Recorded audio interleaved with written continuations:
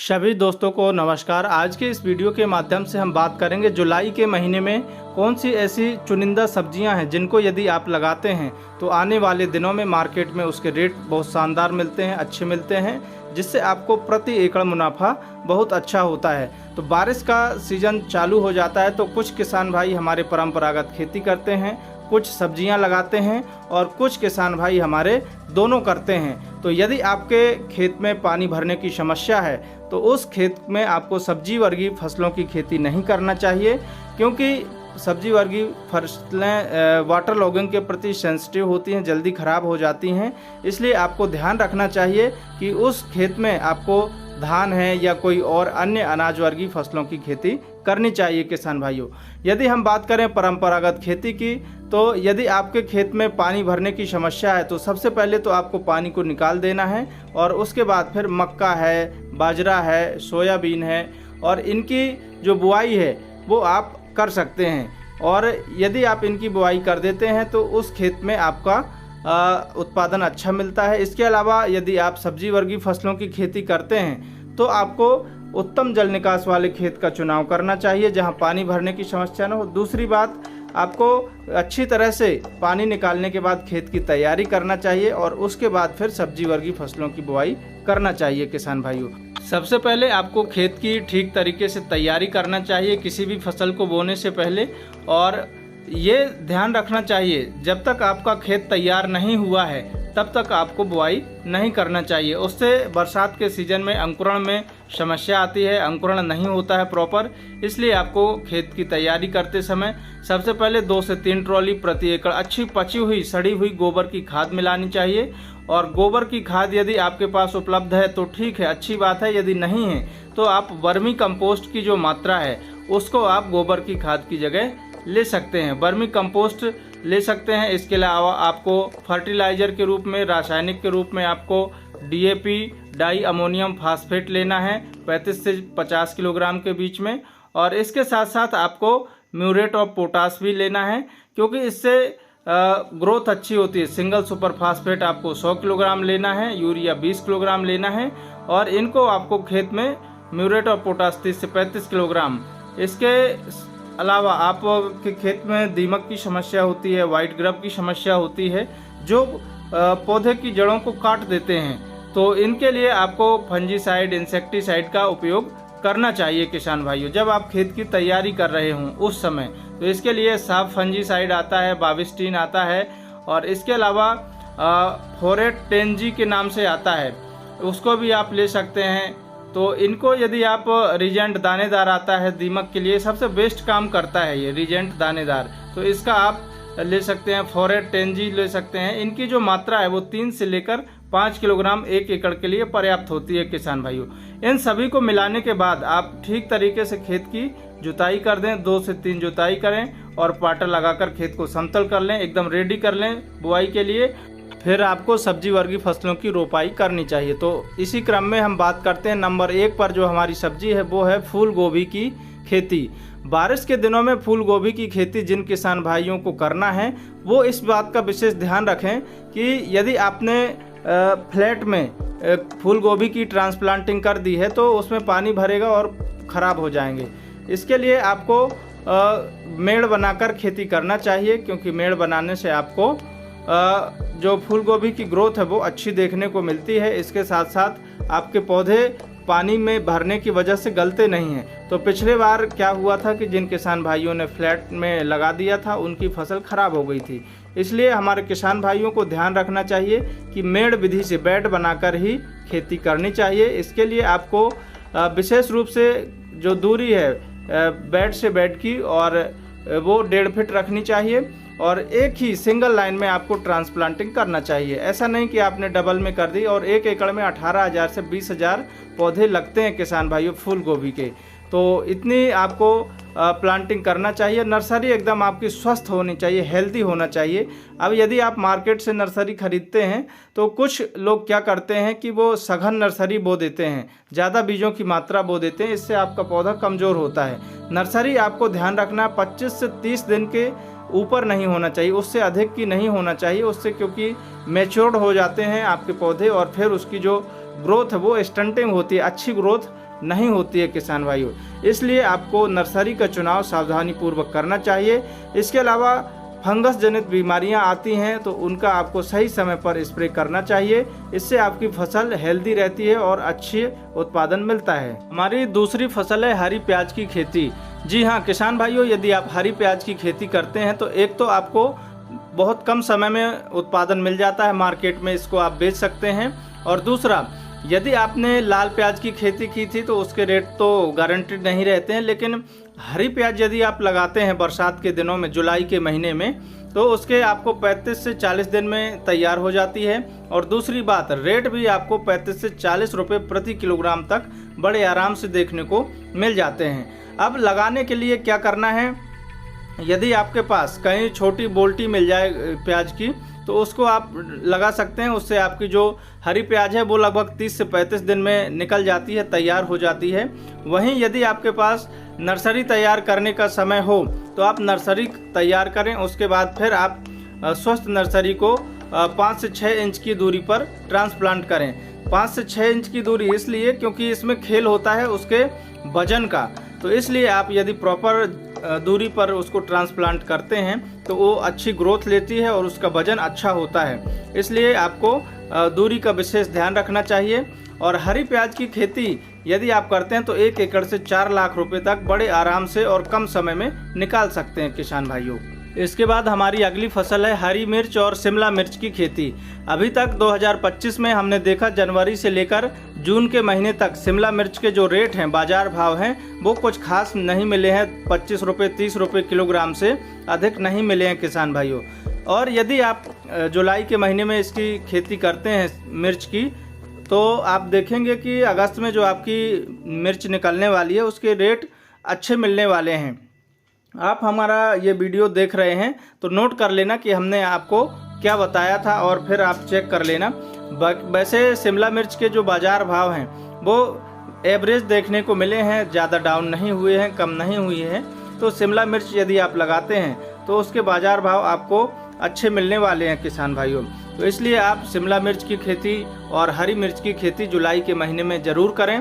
और इसके लिए आपको अच्छी वैरायटियों का चुनाव करना चाहिए और बेड विधि से खेती करनी चाहिए, क्योंकि बेड विधि से खेती करने पे आपकी जो मिर्च है उसकी ग्रोथ अच्छी होती है, फल अच्छे आते हैं, फल सड़ने की समस्या नहीं होती है और उत्पादन अच्छा मिलता है किसान भाइयों।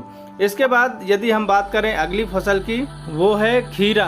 किसान भाइयों, बारिश के सीज़न में खीरा यदि आप लगाते हैं तो उसकी ग्रोथ अच्छी होती है और फल भी बहुत अधिक मात्रा में आते हैं। क्योंकि यदि आपने जायद का खीरा देखा होगा तो वो आपने ज़मीन पे लेटा हुआ और वैसे आपको उत्पादन मिल जाता है, फल सड़ने की दिक्कत नहीं होती। लेकिन यदि आप बारिश के मौसम में खीरा की खेती कर रहे हैं तो मंडप विधि से आपको खेती करनी चाहिए। इससे आपके फलों की क्वालिटी अच्छी होगी, बाजार भाव 20 रुपये प्रति किलोग्राम तक मिल जाएंगे।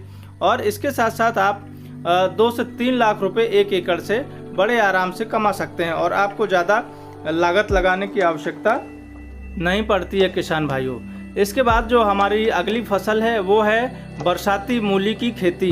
जी हाँ किसान भाइयों, यदि आप बारिश की मूली लगाते हैं तो आपको मात्र 35 दिन में उत्पादन मिल जाता है और उससे आपको बहुत बढ़िया रेट भी मिल जाते हैं। तो इसलिए आपको बारिश की मूली लगाना चाहिए। एक बात का विशेष ध्यान रखें, ज़्यादा मात्रा में खेत में जैविक खाद का उपयोग नहीं करना, नहीं तो काली पड़ जाती है मूली की फसल हमारी और टेस्ट लेस हो जाती है, टेस्ट अच्छा नहीं आता। इसलिए रासायनिक खादों का उपयोग करना चाहिए, म्यूरेट ऑफ पोटाश मिलाना चाहिए और बेड विधि से खेती करना चाहिए। बेड विधि से यदि आप खेती करते हैं तो ग्रोथ अच्छी होती है, आपकी जो मूली है वो बड़े साइज की निकलती है। और आजकल किसान भाइयों, आपको खेत से मूली उखाड़ने के बाद धुलाई की भी आवश्यकता नहीं होती, सीधे मंडियों में आप पहुंचा सकते हैं। बरसात के लिए उन्नतशील वैरायटियों की यदि हम बात करें तो आप सोमान सीड्स की लगा सकते हैं, ये वैरायटी अच्छी है। इसके अलावा सकाटा की लगा सकते हैं।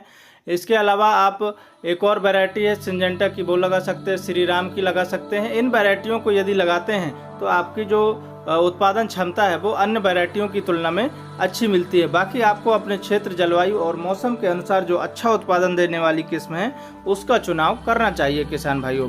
तो इस तरीके से आप मूली की खेती करके मात्र 35 से 40 दिनों में 1 एकड़ से, यदि आपको 20 रुपये का भी रेट मिलता है, 20 रुपये प्रति किलोग्राम का, तो आपको 2 से 3 लाख रुपए बड़े आराम से मिल जाते हैं किसान भाइयों।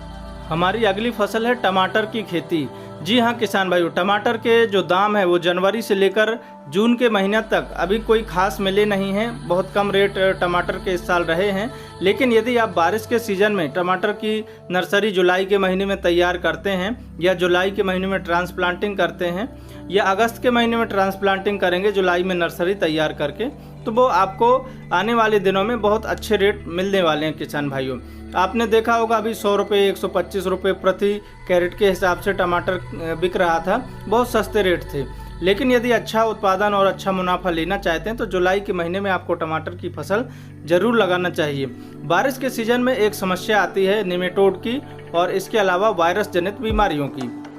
तो नेमेटोड के लिए आपको क्या करना है कि कार्टेप हाइड्रोक्लोराइड शुरुआती अवस्था में आपको देना चाहिए ट्रांसप्लांटिंग के समय, और इसके अलावा आप बेलम प्राइम इसका यदि आप शुरुआती अवस्था में दे देते हैं तो आपके जो नेमेटोड की समस्या है वो कंट्रोल हो जाती है किसान भाइयों। कंट्रोल होने से आपकी फसल हेल्दी रहती है। इसके बाद हमारी अगली फसल है बैगन की खेती।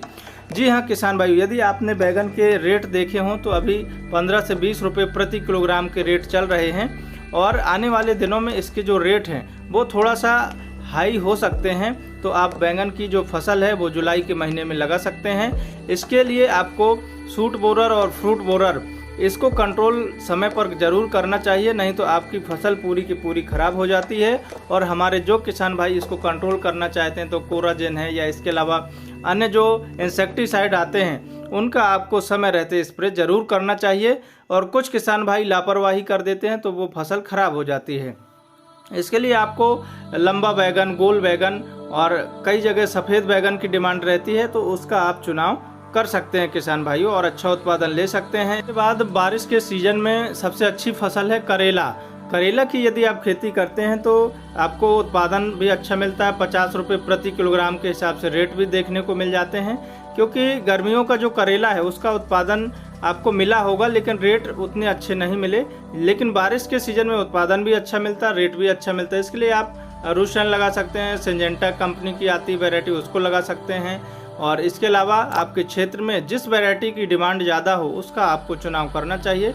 और कटीले वाले बैगन ज़्यादा डिमांड होती है मार्केट में, इसलिए आपको ऐसी वैरायटी का चुनाव करना चाहिए किसान भाइयों। अगली फसल है लौकी की खेती। इसमें आपको ज़्यादा लागत लगाने की आवश्यकता नहीं होती है, बहुत कम लागत में लौकी की फसल तैयार हो जाती है। और यदि आप इससे लंबे समय तक उत्पादन निकालना चाहते हैं, दिसंबर तक आप उत्पादन लेना चाहते हैं, तो फिर आपको लौकी की जो फसल है वो मंडप विधि से करनी चाहिए, क्योंकि मंडप यदि आपने तैयार कर दिया तो वो लंबे समय तक चलती है और उत्पादन आपको ज़्यादा मिलता है। इसके अलावा आपको मंडप में ज़्यादा खर्चा भी नहीं आता, लगभग 10,000 रुपये 12,000 रुपये के खर्च आएगा रस्सी और बांस वगैरह का। लेकिन आपको जो इससे उत्पादन मिलने वाला है वो आपको इसकी तुलना में कहीं अधिक मिलता है। इसलिए आप लौकी की खेती मंडप विधि से कर सकते हैं और जाल विधि से कर सकते हैं किसान भाइयों, जिससे आपको दिसंबर तक उत्पादन मिलेगा। इसके अलावा आप 2 से 3 लाख रुपए तक प्रति एकड़ आराम से उत्पादन ले सकते हैं, कोई ज़्यादा लागत नहीं लगती। पालक और हरी मेथी की खेती बारिश के सीज़न में यदि आप करते हैं तो आपको रेट इसके मार्केट में बहुत शानदार देखने को मिलते हैं, क्योंकि आपने जो गर्मियों में पालक बोई थी उसके जो बाज़ार भाव हैं वो आपको ज़्यादा नहीं देखने को मिले होंगे, 15 रुपये 20 रुपये प्रति किलोग्राम के हिसाब से देखने को मिले होंगे। लेकिन यदि आप बारिश के सीज़न में पालक की खेती करते हैं तो इसके आने वाले दिनों में रेट अच्छे मिलते हैं। पालक की बुआई करने के लिए आपको खेत का चुनाव करते समय बड़ी सावधानी रखनी चाहिए। इसके लिए आपको जैविक रूप से वर्मी कंपोस्ट है, गोबर की खाद है, ये शुरुआत में देना चाहिए और उत्तम जल निकास वाले खेत का चुनाव करना चाहिए जहां पानी न ठहरता हो किसान भाइयों। इसके अलावा आप मेथी की खेती कर सकते हैं। तो पालक और मेथी दोनों फसलें आपको अच्छा रेट देने वाली हैं। मेथी में बस एक समस्या होती है, यदि आपने मेथी की खेती की है और बुआई के 15 दिन के अंदर बारिश हो गई है और तेज़ धूप निकलती है जब, तो उसके पत्ते सफ़ेद पड़ जाते हैं, फसल आपकी ख़राब हो जाती है। आपने देखा होगा पूरी की पूरी फसल में चकत्ते पड़ जाते हैं सफ़ेद सफ़ेद और पौधा मुरझा जाता है, सड़ जाता है। तो इसको कंट्रोल करने के लिए एलिटो और बायर की नेटिवो का उपयोग कर सकते हैं। इनसे आपको फंगस जनित जो ये बीमारी थी उसको कंट्रोल कर सकते हैं। 40 से 50 रुपये प्रति किलोग्राम का आपको बाज़ार भाव मेथी का बड़े आराम से मिल जाता है। इसके बाद बात करते हैं धनिया फसल की। तो 20 से 30 रुपये प्रति किलोग्राम आपने अभी बाज़ार भाव देखे होंगे धनिया के, लेकिन बारिश वाली जो धनिया है उसके 100 रुपये से लेके 150 रुपये तक आपको बाज़ार भाव देखने को मिलते हैं। और बारिश के सीज़न में धनिया इतनी महंगी हो जाती है कि आपको प्रति एकड़ जो मुनाफा है वो लगभग 4 लाख रुपए तक मिल जाता है किसान भाइयों। बस आपको बुआई करते समय सावधानी रखनी है, बेड विधि से आपको धनिया की बुआई करनी चाहिए और 1 एकड़ में आपका 20 किलोग्राम बीज पर्याप्त होता है, इतना बीज आपको बुआई करना चाहिए। और आप वैरायटी की बात करें तो आपके क्षेत्र में जिस वैरायटी का ज़्यादा उत्पादन मिलता हो उसका चुनाव करना चाहिए। फिर भी एक वैरायटी बता देते, आरके सीड्स की जो वैरायटी आती है धनिया की उसका आप चुनाव कर सकते हैं। आज के वीडियो में बस इतना ही, मिलते हैं अगले वीडियो में। तब तक के लिए सभी किसान भाइयों को जय जवान, जय किसान, जय विज्ञान, जय श्री